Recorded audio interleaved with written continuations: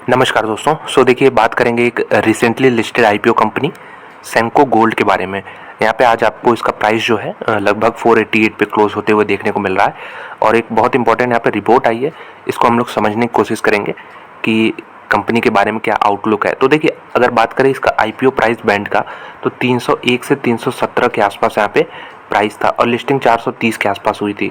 तो एक बार हम लोग पूरा देख लेते हैं रिटर्न जब से पूरी लिस्टिंग हुई है। तो यहाँ पे देख सकते हो 17 के रिटर्न यहाँ पे देखने को मिल रहे हैं। तो ये मैंने इसका खोल लिया है यहाँ पे टेक्निकल चार्ट, और यहाँ पे देख सकते हैं कि जैसे ही लिस्टिंग हुआ, लिस्टिंग वाले दिन तो ऊपर खुल के यहाँ पे नीचे आया, लेकिन फिर यहाँ पे उसके बाद देख सकते हैं रिकवरी मोड में आ गया। यहाँ पे ट्रेंड लाइन बनाया, उसके बाद फिर अब ऊपर जा रहा है। तो पिछले कुछ दिनों में यहाँ पे मैसिव बाइंग हुई है।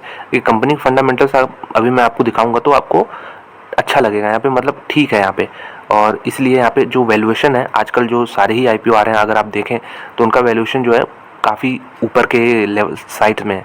लेकिन यहाँ पे क्या है, यहाँ पे वैल्यूएशन का आपको कंफर्ट मिलता है, मतलब गिरावट का चांस इसमें कम रहता है। हालांकि इसको कंपैरिजन करते हैं ज्वेलरी सेक्टर से, तो उस हिसाब से भी इसका काफ़ी कम यहाँ पे कह सकते हो कि आप पी रेशियो है या फिर वैल्यूएशन है यहाँ पे कंपनी का।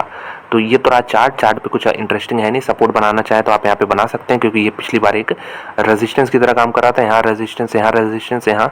तो अब यहाँ पे अगर गिरावट होती है तो यहाँ पे ये सपोर्ट लेगा 420 के अराउंड। जिसको बाइंग करनी है 420 का यहाँ पे लेवल वॉच कर सकता है। लेकिन मोमेंटम स्ट्रॉन्ग है, स्टॉक ऊपर भाग रहा है। आज के दिन का हाई प्राइस 509 है और इसका यही ऑल टाइम हाई है, तो डेफिनेटली चांसेस हैं कि ये ऊपर ही जाए। तो एक बार देख लेते हैं कंपनी के बारे में क्या है। तो 1994 की कंपनी है, यानी काफ़ी पुरानी, यहाँ पे लगभग 30 साल होने वाले हैं। और जो है पैन इंडिया, पूरे इंडिया भर में ये ज्वेलरी रिटेलर है और largest organised jewellery retail player है ईस्टर्न रीजन इंडिया में। नंबर ऑफ स्टोर के बारे में, तो दोस्तों इसके बारे में, इस सेक्टर के बारे में आपको मालूम होगा। आप जिस भी शहर में रहते हो, अगर आप ज्वेलरी स्टोर देखने जाएंगे तो काफ़ी अनऑर्गेनाइज्ड है। मतलब एक फैमिली कह सकते हो, फैमिली बिजनेस की तरह ये रन होता है। अगर कोई फैमिली जो है, किसी ने ज्वेलरी स्टोर स्टार्ट किया था बहुत पहले, तो उसके यहाँ पे बेटे लोग जो हैं आगे उसको बिजनेस को बढ़ाते हैं। तो इस तरह का ये बिजनेस मॉडल है। मतलब हर शहर में आप कह सकते हो कि हज़ारों इस तरह के आपको यहाँ पे देखने को मिल जाएंगे छोटे बड़े स्टोर्स। तो ये इनऑर्गेनाइज हो गया, या फिर अनऑर्गेनाइज आप कहेंगे इसे। तो ऑर्गेनाइज्ड क्या है? ऑर्गेनाइज्ड मतलब किसी एक ब्रांड के अंदर, जैसे अगर बात कर लें आप किसी भी शहर में, जैसे आप बात कर लें दिल्ली में, तो दिल्ली में इस तरह के आपको बहुत सारे स्टोर दिख जाएंगे और हर स्टोर जो है अलग होगा, एक दूसरे से अलग होगा। लेकिन अगर आप ऑर्गेनाइज की बात करेंगे तो दिल्ली में ही अगर मान लीजिए टाइटन के अगर कोई शोरूम है, तो चाहे जितने ब्रांच हो वो सब टाइटन के अंडर में आएंगे। लखनऊ में होगा तो टाइटन तनिष्क के नाम से आएगा, और यहाँ पे मुंबई में होगा तो भी तनिष्क के नाम से आएगा। तो मतलब जो तनिष्क ब्रांड है टाइटन का, ये आप कह सकते हो सारे शहरों में कॉमन होगा। तो एक ब्रांड वैल्यू इसको देता है, लोगों का भरोसा बढ़ता है। अगर आप इंडिविजुअल यहाँ पे देखोगे, ये जो छोटे छोटे स्टोर हैं, यहाँ पे बड़े भी हैं, लेकिन ये एक ही है, सिंगल यूनिट की तरह है। और यहाँ पे क्या है कि तनिष्क के अंडर में बहुत मल्टीपल पूरे यहाँ पे पैन इंडिया में ऐसे बिजनेस चल रहा है। तो ये छोटे छोटे जो हैं इनको अनऑर्गेनाइज बोलते हैं, और यही जो तनिष्क है यहाँ पे शोरूम, सभी यहाँ पे वो टाइटन के अंडर में आ जाएंगे, ऑर्गेनाइज सेक्टर। तो ऐसा सेक्टर है ये जहाँ पे आपको खुद लग रहा होगा, ये चांसेस हैं कि अनऑर्गेनाइज से यहाँ पे ऑर्गेनाइज्ड की तरफ यहाँ पे ये बढ़ना चाहिए। क्योंकि मेनली देखिए, अगर कोई देश डेवलप होता है तो उसमें जो कंज्यूमर की यहाँ पे प्रायोरिटीज़ होती हैं, जैसे आप ही हैं, तो आपकी जो प्रायोरिटीज़ हैं वो धीरे धीरे इन स्टोर से हट के, अगर आप यहाँ पे लेते भी होंगे प्रोडक्ट, तो यहाँ पे जाएंगे जहाँ पे आपको ब्रांड वैल्यू दिखे, आपको लगे कि हाँ ये काफ़ी भरोसा किया जा सकता है इस पर। तो डेफिनेटली अनऑर्गेनाइज से ऑर्गेनाइज की तरफ हर सेक्टर में ऐसा देखने को मिलता है। तो ज्वेलरी सेक्टर में भी इसी तरह है। सेंको गोल्ड यहाँ पे ईस्ट इंडिया में सबसे बड़े यहाँ पे प्लेयर हैं नंबर ऑफ स्टोर्स के मामले में। तो कंपनी का मार्केट कैप 3700 करोड़ के आसपास है। पी रेशियो जो मैं बोल रहा था 24 का पी है, और कंपनी के रिटर्न रेशियो ठीक है, 15% के ऊपर यहाँ पे return on capital employed in fact 17% है। रिटर्न ऑन यहाँ पे इक्विटी जो है 22% के आसपास है। तो अच्छे फिगर हैं ये, और कंपनी का फेस वैल्यू यहाँ पे 10 के आसपास है।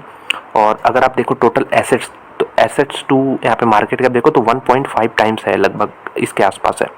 और यहाँ पे जो टोटल रिजर्व 674 करोड़ के, तो वैल्यूशन वाइज काफ़ी कंफर्ट देता ही है। यहाँ पे प्रमोटर होल्डिंग 68.5%, और ऐसा नहीं कि वैल्यूशन अच्छे कम है यहाँ पे तो प्रॉफिट की ग्रोथ नहीं रही। प्रॉफिट की ग्रोथ भी पिछले 3 सालों में 20% रही, पिछले 5 सालों में 17% रही है।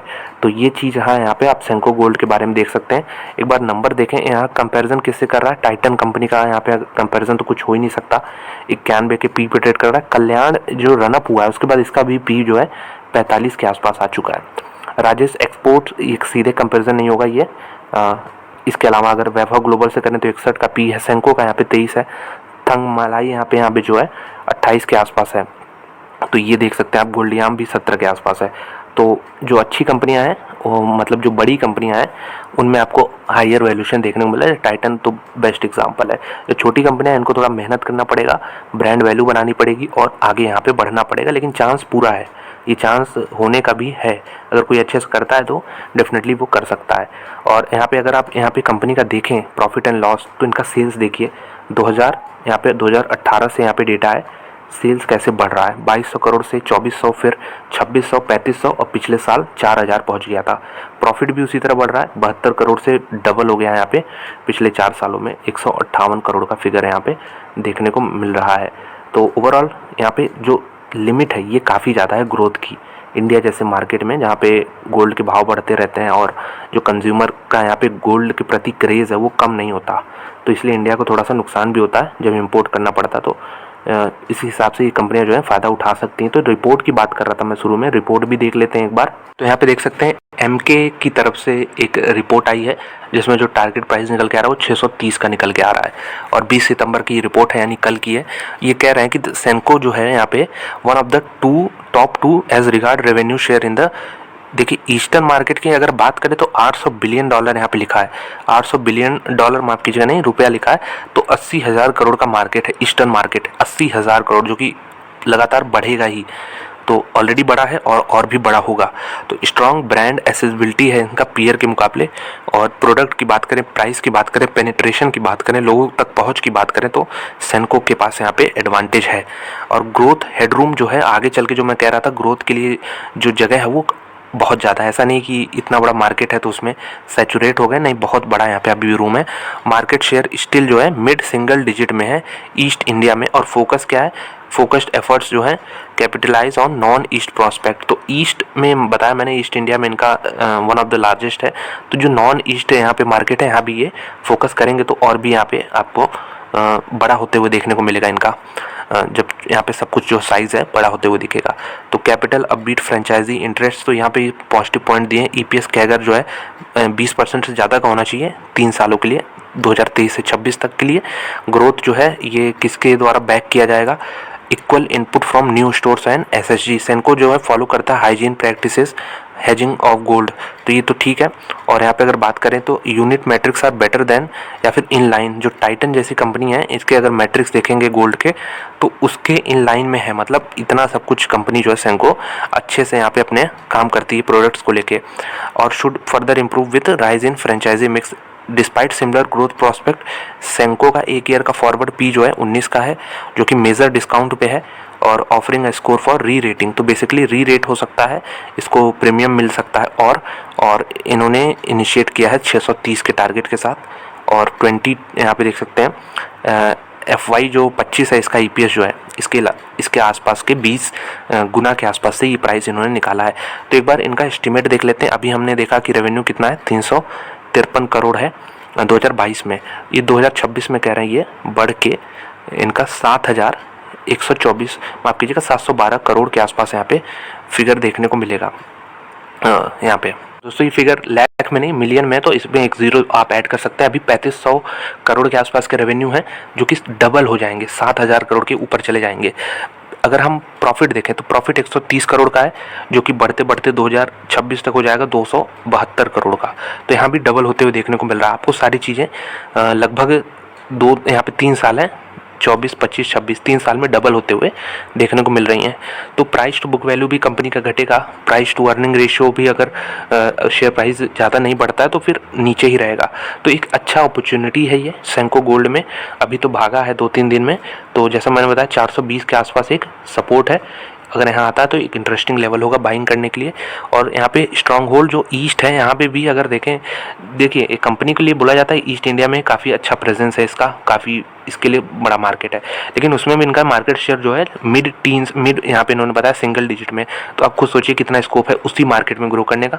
बाहर के मार्केट्स आप छोड़ दीजिए, यहाँ पे उसमें आते हैं तो और भी। और रिटर्न रेशियो जो है मोस्ट ऑर्गेनाइज प्लेयर जो है टाइटन से यहाँ पे इन लाइन में है, तो आप इसको स्टडी कर सकते हैं। इसके अलावा बड़ा वैल्यूएशन गैप है, ये सब कुछ यहाँ पे बता चुका हूँ। सेंको गोल्ड को आप स्टडी कर सकते हो। बार्गेन पे ये कह रहे हैं कि मिल रहा है टाइटन के मुकाबले। टाइटन से वैसे कंपैरिजन में करूँगा नहीं, लेकिन अगर सारे मैट्रिक्स रखें साथ में तो टाइटन तो ऑलरेडी काफ़ी सालों से अपने आप को प्रूव कर रहा है, इनको भी प्रूव करना है। लेकिन अभी हाँ मैट्रिक्स जो है मैच कर रहे हैं या फिर इन लाइन है टाइटन के साथ, तो अच्छा ये भी कर सकती है अगर सब कुछ मैनेजमेंट जो है सही रास्ते पे चलता रहा तो बिल्कुल अच्छा ही कर सकती है, बड़ा पैसा ये भी बना सकती है। तो यही था वीडियो सेंको गोल्ड के बारे में।